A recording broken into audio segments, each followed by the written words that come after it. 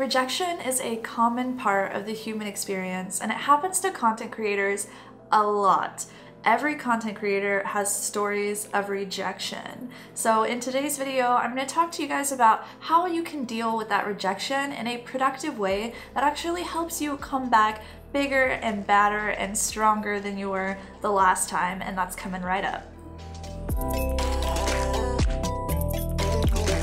What's up, streamers? It's Ashley Christ, and welcome back to my channel where I teach you to pursue your dreams and learn to stream. And if you are new here and you are an aspiring streamer, hit that big red subscribe button down below for 4 videos a week from me where I can help you reach that goal. Here is the thing, my friends, okay?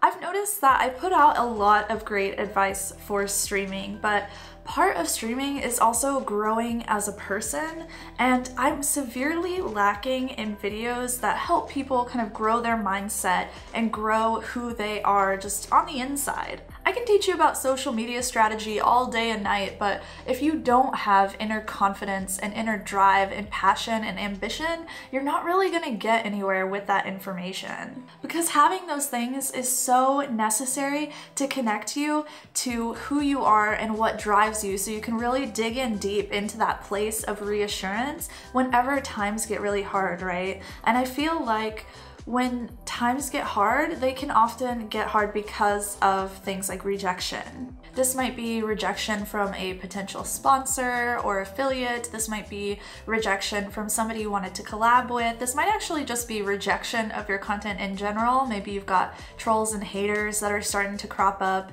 and they're just giving you a hard time. Because rejection is so common in this industry, it's really important that we get to know rejection and we get comfortable with that uncomfortable emotion. So let's talk a little bit about emotion and rejection and what you can do to really face this uncomfortableness head on. So the first thing that you want to do is acknowledge that rejected emotion. It's really important for you to be able to grow confidence in who you are, and the only way that you can do that is by facing these rejections head on. It's really common whenever a lot of people are rejected that they say something like, well, I didn't really care that much anyways, or, oh, it's not a big deal, I don't really care. And they'll tell that to themselves, they'll tell that to the people that were around them in that situation, and what they're doing is they're suppressing that pain and that uncomfortableness. If you want to become mentally strong, which is something that you need to do if you want to lead a community,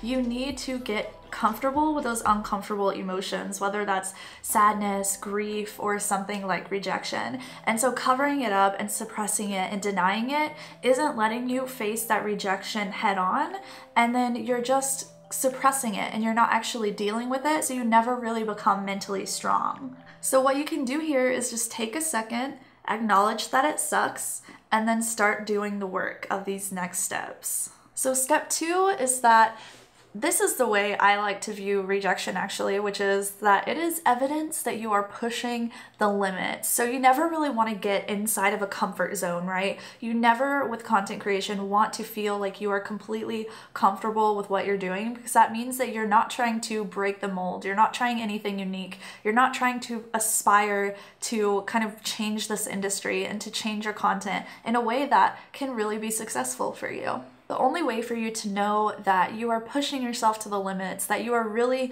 putting your content out there, is to get rejected from time to time. It's so important for you to not only deal with that rejection, but to actually get to that point where you are being rejected. Because otherwise you're not really trying for anything. You're just kind of sitting in this comfortable space and you're not aspiring to be anything better. My third tip is to be compassionate with yourself. Be as kind to yourself whenever you get rejected as you are when you're comforting someone else when they are rejected. It's really easy to get into this negative headspace whenever we experience rejection, and if we are confronting it, you know, yes, we've done that work, we're starting to confront it, but we have this negative kind of feedback inside of our heads that says, well, if I was better, if I made better content, if I had a bigger following, if I just got the numbers, then I wouldn't be rejected. But that's not exactly how it works, unfortunately. And I think the big thing here is to acknowledge that if one person's opinion of you defines your self-worth, then you are in a really precarious position to be a content creator. Because you're gonna get trolls, you're gonna get people that hate your content and speak out about that. You're gonna get people that just don't like who you are, or people that hate you for a number of different reasons. And defining your self-worth and allowing your ability to feel confident and to feel worthy of success or worthy of love or worthy of anything else, if that is defined by what these people are saying about you, whether that is good or bad, you are going to be reliant on either positive affirmation from people and staying away from the negative. Because yes, relying on people for that positive outside validation is extremely harmful to you as a creator as well. The place that you want to try to get to as a creator, as a leader of a community, is to be so seated inside of yourself, into your own self-worth and your own confidence and your own value, that whether somebody says thank you, or whether you have hundreds of people coming to you and telling you that they love your content, or hundreds of people coming to you and telling you that they hate your content, you will still be confident and will still be producing and will still create things regardless of what anyone else is saying, because you know that you're worthy and that you're valuable. Woo! I'm getting the feels. Oh my god, this mindset series is gonna give me some crying going on, guys. Sorry, woo!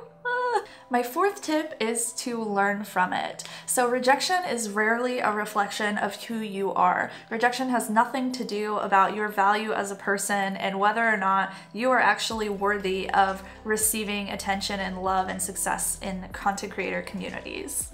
People get turned down all the time for things completely out of their control. I just recently went to one of my product sponsors, Elgato, and asked them if I was able to do a giveaway, and they said no, because I had just gotten other product. Now, I was rejected in that instance, but it doesn't mean that I don't have a great relationship with that partner manager. It doesn't mean that I'm not gonna be able to do that in the future with them, and it doesn't mean that my content isn't good or that I'm not good as a person.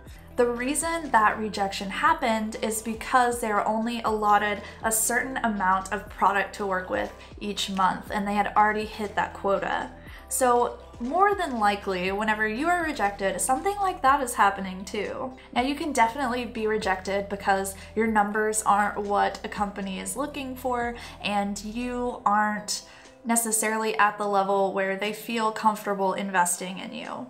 I'd be a freaking liar if I said that that didn't happen, right? Because it definitely does. But here's the thing with that, is that's still not a reflection of your potential. That still doesn't mean that you can't keep working and get to the point where you can work with that company someday. But a lot of people tend to reach out a little too early before they've established themselves, before they have some kind of something to actually show to a company or to that collaborator or to a new friend. You want to find that value and that confidence space inside of yourself before you really go to reach out to somebody else. My fifth tip is to try again. Try again and try again. So when you get rejected and you acknowledge it and you learn from it and you're compassionate to yourself about it, it makes rejection a lot easier to face in the future. And if you keep searching for those situations where you're getting rejected and you're pushing those boundaries, but you're still learning from that rejection, then you are growing as a creator, and that's huge. Not only are you growing as a creator, but you're growing as a person. This is going to help you with relationships, with work, with romantic relationship, with everything, any kind of interpersonal relationships you have in your life. Learning how to deal with rejection from those people is so helpful. So let's get a little vulnerable here. Talk to me down in the comments about a time whenever you were rejected and what you would have done better with the information that you have now. And if you're new here, slap me on the face right below this video for videos every Tuesday, Thursday, Friday, and Sunday at 4 p.m. Central on how you can pursue your dreams and learn to stream. And I'll see you guys in the next one. Bye!